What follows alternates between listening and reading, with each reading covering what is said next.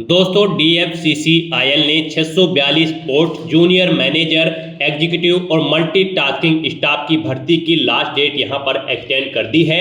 जी हां दोस्तों, dedicated freight corridor corporation of India limited ने कुछ दिनों पहले यहां पर जूनियर मैनेजर एग्जीक्यूटिव और मल्टीटास्किंग स्टाफ की 642 खाली पदों को भरने के लिए जो नोटिफिकेशन रिलीज किया था, इसकी लास्ट डेट यहां पर एक्सटेंड कर दी है। अब आप 23 फरवरी 2025 तक अपने फॉर्म अप्लाई कर सकते हो। जी हां दोस्तों, DFCCIL ने कुछ दिनों पहले यहां पर भर्ती का नोटिफिकेशन रिलीज किया था 642 पोस्ट को भरने के लिए। कैसे आप इस भर्ती के लिए अपने फॉर्म अप्लाई कर सकते हो लास्ट डेट एक्सटेंड होने के बाद, पूरी जानकारी आपको स्टेप बाय स्टेप रजिस्ट्रेशन से लेकर प्रिंट तक इस वीडियो में देंगे। बस आपको इस वीडियो को स्किप के बिना शुरू से लेकर एंड तक देखना है। उसके बाद वीडियो पसंद आए तो इसे लाइक और शेयर कर दें। चैनल पर नए हो तो इसे सब्सक्राइब कर लें। साथ ही साथ दोस्तों, हम आपको बताएंगे कि कौन सी वो कॉमन मिस्टेक है जिसे करने से यहां पर आपके एप्लीकेशन फॉर्म रिजेक्ट हो सकते हैं। तो आपको उस मिस्टेक को अवॉइड करते हुए अपने एप्लीकेशन फॉर्म यहां पर फिल करने हैं। और फॉर्म अप्लाई करते हुए यहां पर कैंडिडेट्स को अगर कोई प्रॉब्लम आ रही है तो उन सभी प्रॉब्लम्स का हल आपको इस वीडियो में मिल जाएगा। बस आपको एंड तक हमारे साथ इस वीडियो में बने रहना है। तो बिना कोई वक्त गंवाए चलिए शुरू करते हैं। आपको इस वीडियो के डिस्क्रिप्शन बॉक्स में हमारी वेबसाइट IND-sarkari-naukri.in के इस पेज का लिंक मिल जाएगा। यहां पर आपको इस भर्ती के रिगार्डिंग सभी डिटेल्स प्रोवाइड कर दी गई है। Dedicated freight corridor corporation of India limited DFCCIL ने यहां पर मल्टीटास्किंग स्टाफ MTS एग्जीक्यूटिव और जूनियर मैनेजर के 642 खाली पदों को भरने के लिए नोटिफिकेशन रिलीज किया है। यहां पर इस भर्ती की अप्लाई करने की लास्ट डेट 16 फरवरी 2025 थी, लेकिन इसको बढ़ाकर अब 23 फरवरी 2025 कर दिया गया है। जी हां दोस्तों, यहां पर आपको एक और अपॉर्चुनिटी मिली है DFCCIL की इस भर्ती में पार्टिसिपेट करने की। अब आप अपने फॉर्म 23 फरवरी 2025 तक अप्लाई कर सकते हो। 10वीं पास कैंडिडेट इस भर्ती में पार्टिसिपेट कर सकते हैं। ऑल इंडिया से आप ऑनलाइन अप्लाई कर सकते हो। आपको इस पेज को नीचे स्क्रॉल डाउन करना है। इंपोर्टेंट लिंक सेक्शन में आकर ऑफिशियल नोटिफिकेशन PDF लिंक पर क्लिक करके इस भर्ती के नोटिफिकेशन को ओपन कर लेना है और इसमें से आपको पूरी डिटेल रीड कर लेनी है। यहां पर आपको सभी जानकारी प्रोवाइड करा दी गई है, जैसे कि क्या पोस्ट का नाम है, कितनी उसके लिए नंबर ऑफ वैकेंसीज है, कौन सी कैटेगरी के लिए कितनी नंबर ऑफ वैकेंसीज है। जैसे कि यहां पर जूनियर मैनेजर की पोस्ट के लिए आप चेकआउट कर सकते हो, एग्जीक्यूटिव की पोस्ट के लिए भी आप यहां पर चेकआउट कर सकते हो, मल्टीटास्किंग स्टाफ की पोस्ट के लिए भी सभी जानकारी यहां पर आप 1 बाय 1 करके चेकआउट कर सकते हो। पूरी डिटेल आपको इस नोटिफिकेशन में दे दी गई है, आपको इसे रीड करना है। उसके बाद आपको अपना फॉर्म अप्लाई करना है। गाइज, आपको हमारी वेबसाइट के इसी पेज पर ही लास्ट डेट जो आपकी एक्सटेंड हुई है उसके नोटिस की PDF भी प्रोवाइड कराई गई है। जैसे ही आप इस लिंक पर क्लिक करेंगे, आपके सामने यहां पर ये नोटिस ओपन हो जाएगा। यहां से आप चेकआउट कर सकते हो। DFCCIL की इस भर्ती की लास्ट डेट 16 फरवरी 2025 थी। अब इसको बढ़ाकर 23 फरवरी 2025 कर दिया गया है। मध्य रात्रि तक आप अप्लाई कर सकते हो। ऑनलाइन अप्लाई करने के लिए आपको हमारी वेबसाइट के इसी पेज पर ही अप्लाई ऑनलाइन का लिंक दिया गया है। जैसे ही आप इस लिंक पर क्लिक करेंगे तो आपके सामने यहां पर DFCCIL का ये ऑफिशियल पोर्टल ओपन होगा। गाइस, यहां पर अगर आपने पहले से रजिस्ट्रेशन कर रखा है तो आपको लॉगिन की स्टेप पर क्लिक करना है। उसके बाद आपको यहां पर अपनी यूजर आईडी और पासवर्ड एंटर करके कैप्चा कोड एंटर करना है और लॉगिन की स्टेप पर क्लिक करके अपने डैशबोर्ड में लॉगिन करके फॉर्म अप्लाई कर लेना है। और अगर आप इस भर्ती के लिए फर्स्ट टाइम अप्लाई करने जा रहे हो तो सबसे पहले यहां पर आपको अपना रजिस्ट्रेशन करना होगा। उसके लिए आपको रजिस्टर की टैब दी गई है। आप इस टैब पर क्लिक करें, आपके सामने रजिस्ट्रेशन का फॉर्म ओपन होगा। यहां पर रजिस्ट्रेशन के इस फॉर्म में आने के बाद सबसे पहले आपको पोस्ट का नाम सेलेक्ट करना है, किस पोस्ट के लिए आप अप्लाई करना चाहते हैं, जूनियर मैनेजर एग्जीक्यूटिव या फिर मल्टीटास्किंग स्टाफ MTS। हम यहां पर आपको मल्टीटास्किंग स्टाफ की पोस्ट के लिए अप्लाई करके दिखा रहे हैं। बाकी सब पोस्ट के लिए भी सेम ऐसे ही अप्लाई होगा। तो पोस्ट सेलेक्ट करने के बाद पोस्ट कोड आपको ऑटोमेटिकली शो कर दिया जाएगा। उसके बाद यहां पर आपको अपना नाम एंटर करना है, फिर आपको अपना मोबाइल नंबर यहां पर एंटर करना है। उसे एक बार फिर से एंटर करके कंफर्म कर लेना है। कोई अल्टरनेट मोबाइल नंबर है तो वो एंटर कर दे, नहीं है तो इस कॉलम को खाली छोड़ दे। उसके बाद यहां पर आप अपना ईमेल एड्रेस एंटर करें, उसे एक बार फिर से एंटर करके कंफर्म कर ले और उसके बाद आप यहां पर जनरेट OTP ऑप्शन पर क्लिक करें। जनरेट OTP ऑप्शन पर क्लिक करने के बाद आपको ये कैप्चा कोड यहां पर एंटर करना है और सबमिट बटन पर क्लिक कर देना है।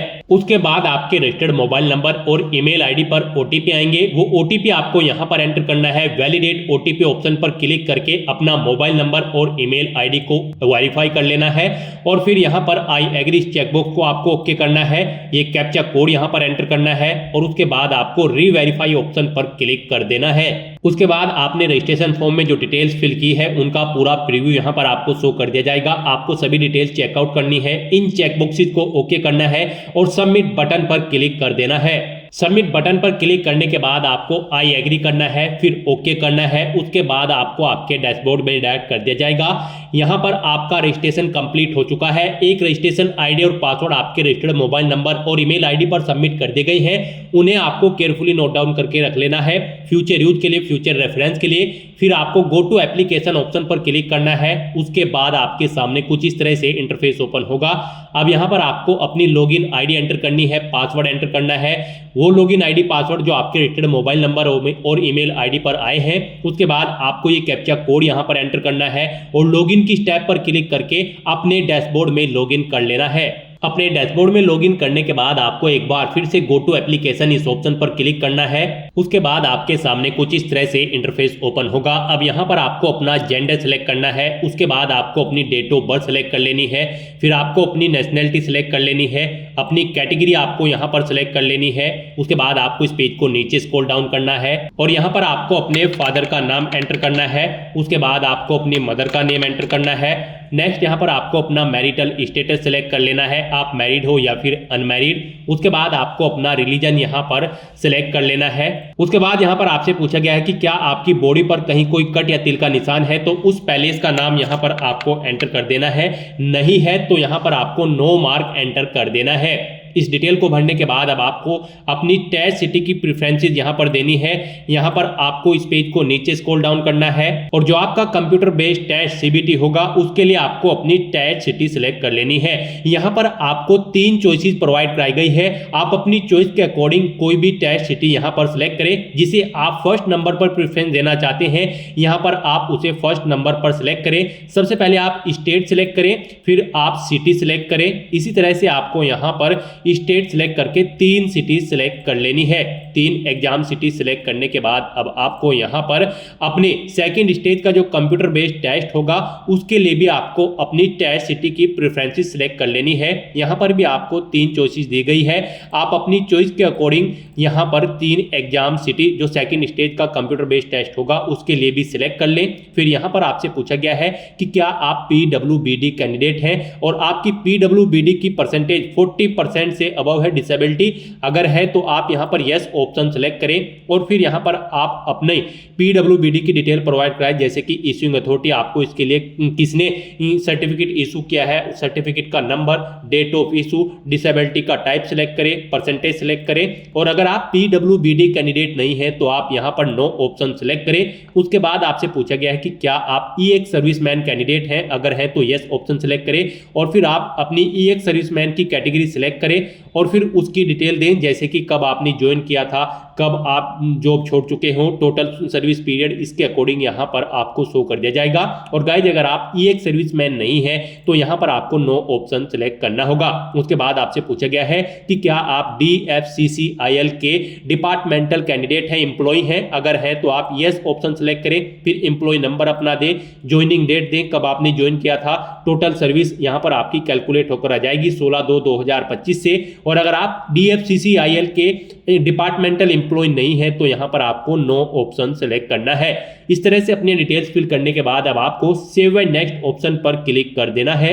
नेक्स्ट आपको अपनी कम्युनिकेशन डिटेल यहां पर प्रोवाइड करानी है। आप सबसे पहले अपना कोरोस्पोंडेंस एड्रेस एंटर करें, उसके बाद अपना परमानेंट एड्रेस एंटर करें। और अगर आपका परमानेंट एड्रेस आपके कोरोस्पोंडेंस एड्रेस के अकॉर्डिंग सेम है तो यहां पर आप इस permanent address same as correspondent address यहां पर इसमें यस के इस बटन पर क्लिक कर दे, रेडियो बटन पर। ऑटोमेटिकली आपका परमानेंट एड्रेस आपके कोरोस्पोंडेंस एड्रेस के अकॉर्डिंग फिल हो जाएगा। उसके बाद आप सेव एंड नेक्स्ट ऑप्शन पर क्लिक कर दें। नेक्स्ट यहाँ पर आपको अपनी क्वालिफिकेशन और एक्सपीरियंस की डिटेल प्रोवाइड करानी है। गाइस यहाँ पर हम आपको मल्टीटास्किंग स्टाफ एमटीएस की पोस्ट के लिए अप्लाई करके दिखा रहे हैं। इस पोस्ट पर अप्लाई करने के लिए आपका 10वीं क्लास पास आउट होना जरूरी है किसी वेल रिकॉग्नाइज बोर्ड या फिर स्कूल से, प्लस आपने यहाँ पर एसीटी अप्रेंटिसशिप का 1 साल का डिप्लोमा भी किया होना चाहिए, या फिर आपने यहाँ पर आईटीआई पास की हो एनसीवीटी या फिर एससीवीटी से और उसमें आपके 60% मार्क्स होने चाहिए। तो यहाँ पर अब आपको अपनी क्वालिफिकेशन की डिटेल देनी है। सबसे पहले यहाँ पर आपको अपनी 10वीं क्लास की डिटेल प्रोवाइड करानी है। यहाँ पर आप सबसे पहले दें अपने बोर्ड का नाम जिससे आपने अपनी 10वीं क्लास पास आउट की है, फिर किस ईयर में आपने पास आउट की है वो ईयर आप यहाँ पर सेलेक्ट करें। उसके बाद स्कूल या कॉलेज का नाम दें। उसके बाद यहाँ पर आप सेलेक्ट करें कि आपके मार्क्स परसेंटेज में थे या फिर सीजीपीए में, आप ऑप्शन सेलेक्ट करें। परसेंटेज में अगर आपके मार्क्स थे तो यहाँ पर आप बताएं कितने मार्क्स आपने ऑब्टेन किए हैं, फिर टोटल कितने मार्क्स थे जिसमें से आपने मार्क्स ऑब्टेन किए हैं। इनके अकॉर्डिंग यहाँ पर आपकी परसेंटेज कैलकुलेट होकर आ जाएगी। उसके बाद यहाँ पर आपको अपनी इसेंशियल क्वालिफिकेशन यानी कि जो रिक्वायर्ड क्वालिफिकेशन है उसकी डिटेल प्रोवाइड करानी है। यहाँ पर आपने 1 साल का कंप्लीटेड किया हुआ है एसीटी अप्रेंटिसशिप का डिप्लोमा या फिर आपने 1 साल की आईटीआई की है। यहाँ पर आप ऑप्शन सेलेक्ट करें, फिर उसकी डिटेल दें। यहां पर आप ड्यूरेशन सिलेक्ट करें, आपने कितने साल का डिप्लोमा किया है, 1 साल। उसके बाद आप इंस्टीट्यूट का नाम दें जिससे आपने अपना ये डिप्लोमा या फिर डिग्री पास आउट की है। फिर आप यूनिवर्सिटी का नाम दें किससे आपने ये अपना डिप्लोमा या फिर कोर्स कंप्लीट किया है। फिर आपने कब पास आउट किया है वो डेट आप इस कैलेंडर में से सिलेक्ट कर ले। फिर यहां पर आप बताएं आपके मार्क्स परसेंटेज में है या फिर सीजीपीए में है। परसेंटेज में अगर है तो परसेंटेज सिलेक्ट करें। फिर आप बताएं कितने मार्क्स आपने ऑब्टेन किए हैं, टोटल कितने मार्क्स थे जिसमें से आपने मार्क्स ऑब्टेन किए हैं। इनके अकॉर्डिंग यहाँ पर आपकी परसेंटेज कैलकुलेट होकर आ जाएगी। उसके बाद यहाँ पर आपसे पूछा गया है आपका वर्किंग एक्सपीरियंस, यानी कि अगर आपको एक्सपीरियंस है तो यहाँ पर आप यस ऑप्शन सेलेक्ट करें। फिर आप ऑर्गेनाइजेशन का नाम दें और डेट सेलेक्ट करें जिस डेट को आपने ज्वाइन किया था और अपने एक्सपीरियंस की डिटेल प्रोवाइड कराएं। और अगर आपको एक्सपीरियंस नहीं है तो यहाँ पर आप नो ऑप्शन सेलेक्ट करें। और इस तरह से अपनी डिटेल फिल आउट करने के बाद अब आपको सेव एंड नेक्स्ट ऑप्शन पर क्लिक कर देना है। नेक्स्ट यहाँ पर आपको अपने डॉक्यूमेंट अपलोड करने हैं। यहाँ पर आपको अपना passport size photo, signature, left thumb impression, 10वीं क्लास का सर्टिफिकेट या फिर मार्कशीट और इसेंशियल क्वालिफिकेशन का सर्टिफिकेट और आपका कास्ट सर्टिफिकेट आपको यहाँ पर अपलोड करना है। यहाँ पर आप अपना पर्टिकुलर डॉक्यूमेंट अपलोड करने के लिए उसके सामने click here to upload option पर क्लिक करें। गाइडलाइन आपको प्रोवाइड कराई जाएगी, जैसे कि यहाँ पर आपका फोटो 50 KB से 80 KB के बीच में होना चाहिए, जेपीजी या फिर जेपीजी फॉर्मेट में होना चाहिए। उसका साइज 3.5 सेंटीमीटर इंटू 4.5 सेंटीमीटर होना चाहिए। तो यहां पर आपको drop file here slash browse to upload इस ऑप्शन पर क्लिक करना है, फाइल को सिलेक्ट कर लेना है और अपने इन डॉक्यूमेंट्स को 1 बाय 1 करके आपको अपलोड कर देना है। यहां पर आपको सभी डॉक्यूमेंट की गाइडलाइन दी गई है, जैसे कि सिग्नेचर यहां पर आपके 50 KB से 80 KB के बीच में होने चाहिए, जेपीजी या फिर जेपीजी फॉर्मेट में। तो यहां पर आपको पर्टिकुलर डॉक्यूमेंट के सामने जाकर click here to upload option पर क्लिक करना है। यहां पर drop file here slash browse to upload option पर क्लिक करना है, फाइल को सिलेक्ट कर लेना है और 1 बाय 1 करके उन्हें यहां पर अपलोड कर देना है। इस तरह से अपने सभी डॉक्यूमेंट्स यहां पर अपलोड करने के बाद आपको व्यू के लिंक पर क्लिक करके इन्हें व्यू कर लेना है। पेज को नीचे स्क्रॉल डाउन करना है। यहां पर आपको आपकी कैटेगरी के अकॉर्डिंग एप्लीकेशन फीस का अमाउंट शो कर दिया जाएगा। गाइस यहां पर अगर आप unreserved, general, OBC, EWS candidate है और एमटीएस से अलग बाकी की 2 पोस्ट के लिए अप्लाई कर रहे हैं, एग्जीक्यूटिव और जूनियर मैनेजर की, तो आपको 1000 रुपए फीस के रूप में जमा कराने होंगे। और यहां पर अनरिजर्व, ओबीसी, ईडब्ल्यूएस कैंडिडेट को एमटीएस की पोस्ट पर अप्लाई करने के लिए 500 रुपए फीस के रूप में जमा कराने होंगे और एससी, एसटी, पीएच कैंडिडेट को कोई फीस जमा नहीं करानी है। तो यहां पर आपको आपकी कैटेगरी के अकॉर्डिंग एप्लीकेशन फीस का अमाउंट शो कर दिया जाएगा।